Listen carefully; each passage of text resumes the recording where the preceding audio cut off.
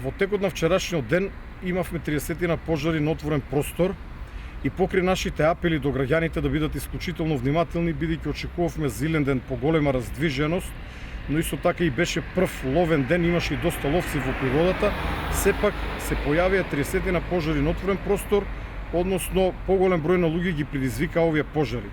Благодарение на брзиот почетен одговор на локалните пожарникари, пожарите беа изгаснати, но имавме повеќе специфични ситуации, како што се два пожари во исто време на територијата на општина Гостивар, кои што пожарникарите најпрво успеа да ги стават под контрола, а веднаш потоа и да ги изгаснат.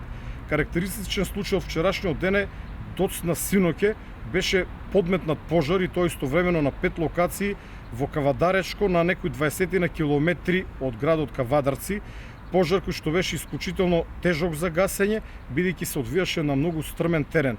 Градоначалникот Јанчев цела ноќ ја помина на терен со неговите пожарникари и некаде во раните утрски часови, пред 5 часот, успеа истиот да го стават под целосна контрола и да го изгаснат. На лице место се останати пожарникари кои што внимаваат да не дојдат до него повторно палење. Карактеристично е тоа што имаме осомничено лице за овој пожар.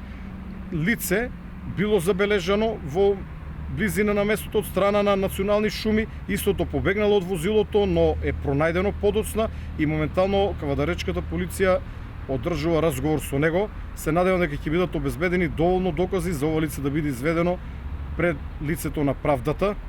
Како што во сите мои јавни апели кажувам, ги повикувам граѓаните да бидат исклучително внимателни, бидејќи и денес ќе имаме голема раздвиженост на луѓе, празничен ден, многу луѓе надвор од своите домови. Доволно е само искра да предизвика пожар со катастрофални последици, пожар кој што може да загрози луѓе или имот на граѓаните. Казните за пожарите се високи, полицијата работи максимално на откривање на сите сторители, бидејќи безмалку сите пожари се предизвикани од луѓе.